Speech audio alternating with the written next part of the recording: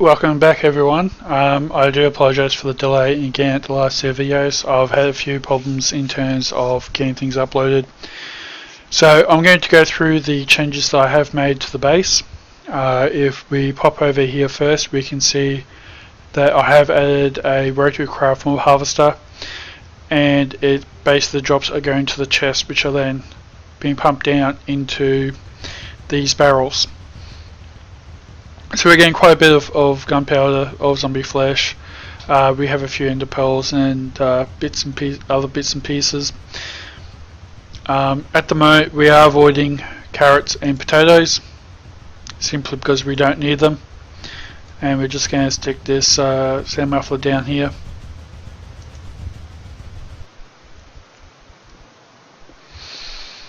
So going downstairs briefly, and actually let's just turn off those waypoints as well.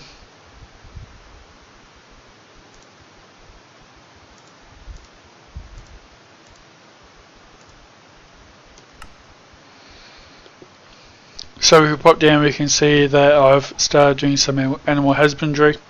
So we have sheep over here, we have cows, and then we have some chickens.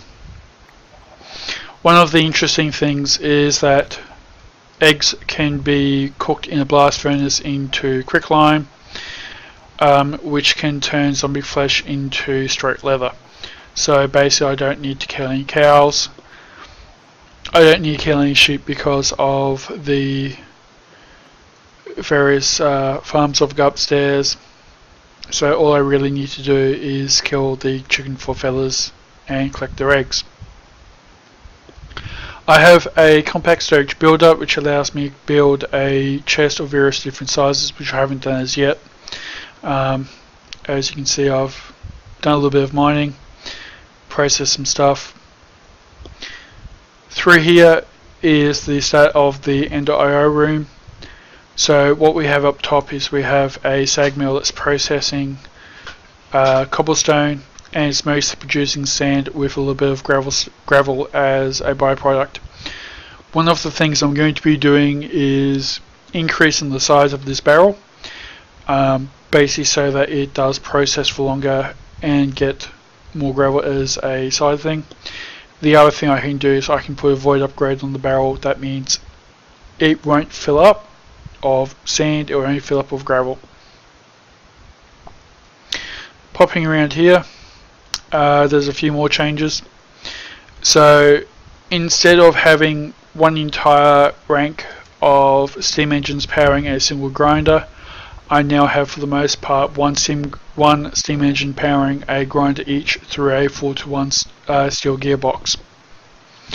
One of them here is doing lubricant, which has a shed pull here and is actually gaining, and I have one doing at the moment cobblestone, and I have one at the moment doing nothing, so I can rotate this and save on lubricant.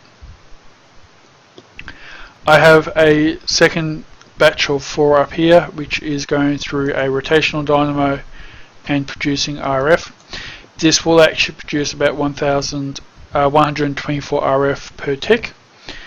The main thing that it's full at the moment, which means that nothing more is going in. Here I have a third bank of 4. At the moment I'm using it for a grindstone. So what the grindstone allows you to do is it allows you to take a tool, and I'll just show you.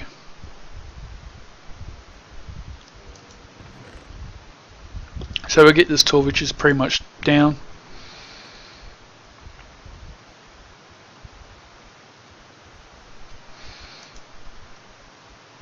And it will slowly repair the tool. Now keep in mind that this doesn't allow for unlimited tool usage. Basically I may have repaired this tool already. Basically what happened is the first time it will repair the tool to a certain value, say 80%, and then the second time 60%, and then the next time 40%. This is a simple 2-tick clock for basically when I have the magnetization unit going. I actually have the power going into the grindstone at the moment, so it's not charging, and that's for this step over here when I need to get the blast furnace to a high temperature. One thing I have done is I've processed quite a bit of tar sand, and processed a bit of soul sand and netherrack for when I start looking to jet fuel, I should say. So I do have these open block elevators, and what they allow you to do is you can just crouch and you'll go down level, or you can go jump and you'll go up a level. I have cleared out this room here. That's going to be the enchanting room in a few moments, which I'm going to explain what I'm going to do. But if we skip down a few more levels, this is my ethanol room. So on the right we have a setup of 4 steam engines, and that's heating the rock melter, and that's producing lava. Now at the moment there's no actual power going to the obsidian factory, so that's not making obsidian, but what it is doing is it is storing the lava for later. And at the moment I have 132 buckets of lava which have been purely generated through this setup here. It does require you to put in something, either stone, cobblestone or netherrack. Stone will produce one bucket of lava per piece of stone when the rock melter is at 1000 degrees. Now using netherrack would be more efficient. I think it works at 500 degrees, but stone is more easily produced. This farm is powered by 2 gasoline engines, which basically take ethanol crystals, and each crystal powers it for 1 minute. So I've put in a whole bunch of ethanol crystals, and you can see my crazy complicated wiring here. So the gasoline engine will produce 65 kilowatts of power. That's at 128 nanomutons of torque at 512 radians. The fan, which is running at 32 nanometers of torque and 512 rads, is during my farm. So it has sugarcane, carrot, potato, and then at the end we also have canola seeds, and that's producing the organic requirements for the farm. Basically any of these crops, when they reach full growth, and we're just going to use the roaring can to demonstrate.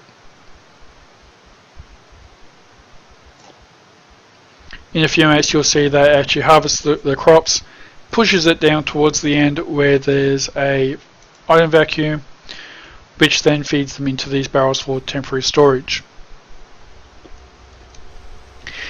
It's also running a fermenter which is starting off the process, and that's taking dirt and sugar and it's turning that into yeast. Now keep in mind that every time it runs it uses 1 sugar, and it doesn't use a dirt. My testing indicate you get approximately 6 yeast per dirt. So the yeast is being stored here on a temporary basis, and then it's going into the fermenter here, which is running off potatoes and yeast. And again there's a bit of a ratio, so it's not using 1-for-1. That's producing sludge, which I don't have any stored at the moment. The sludge is automatically going into the furnace, which is producing the ethanol crystals, which is what the entire farm runs on. Half of this engine's power is also going to the centrifuge, and I'll go through this engine first. So I'm splitting the power from this engine 4 ways: into the fermenter, the furnace, a grinder for canola seeds that's producing lubricant, and this last grinder here, which is running sugarcane for that first fermenter. The grinder that uses the sugar canes produces canola husks, or canola seed husks, as a byproduct, which then go into the centrifuge to provide more lubricant. Now, as you can see, I can run all the pyrolysis through here for forestry. It produces 90 millibuckets of lubricant per canola seed husk. At some stage, I can also run dirt through it.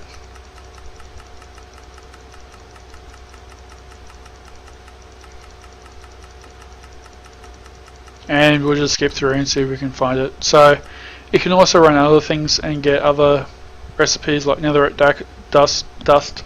You'll get gunpowder, sulfur, possibly with glowstone, canola dust.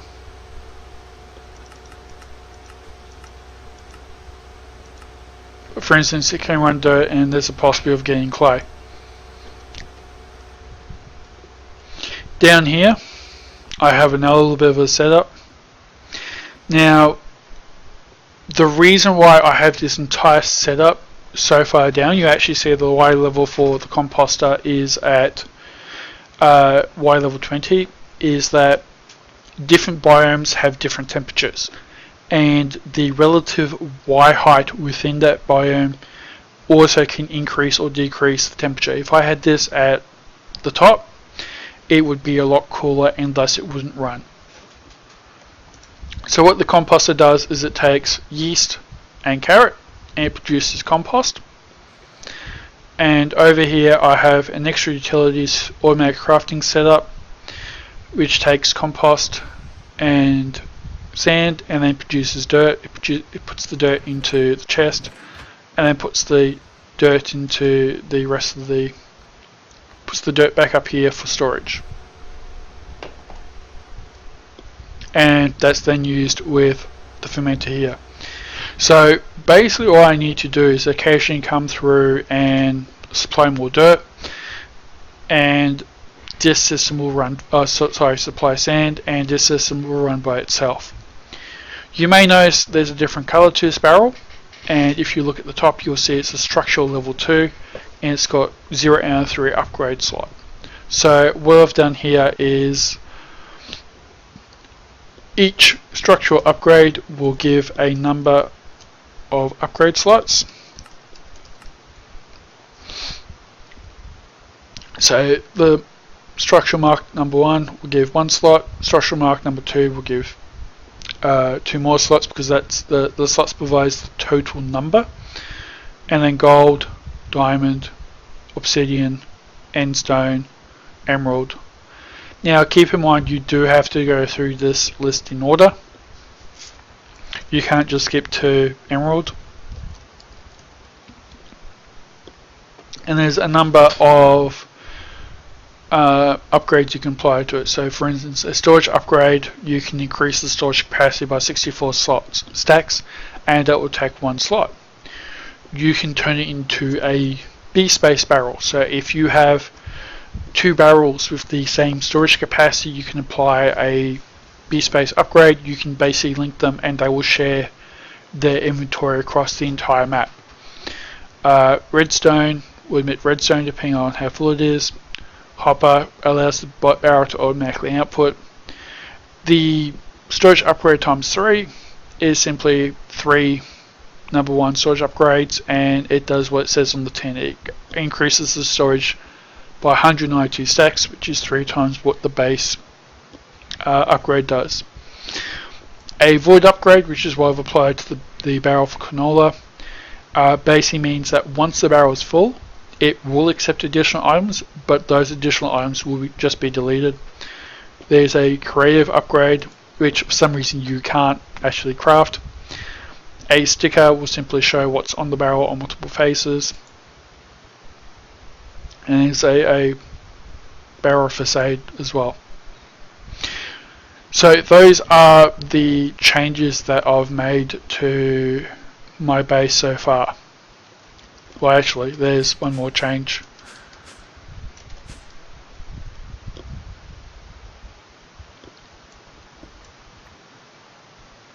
And that's going to be the goal of what I'm going to be doing next.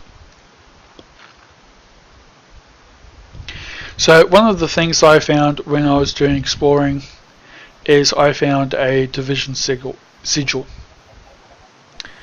I'll just show it to you first.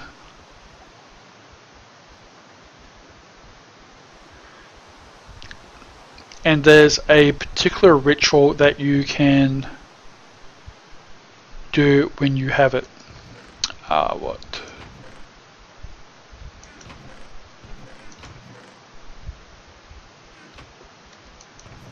Yeah, I really need to sort things out. So you'll see that this one's inactive. Oh yeah. A wooden pressure plate can be activated by any creature on it or entirely an item. A dark pressure plate will only be activated by a player. So that means I can keep that dark iron pressure plate outside. The zombies can walk over it and nothing will happen. I also need to get rid of that piece of wood up there. That was something I forgot. So at midnight I can sacrifice a creature on a enchanting altar.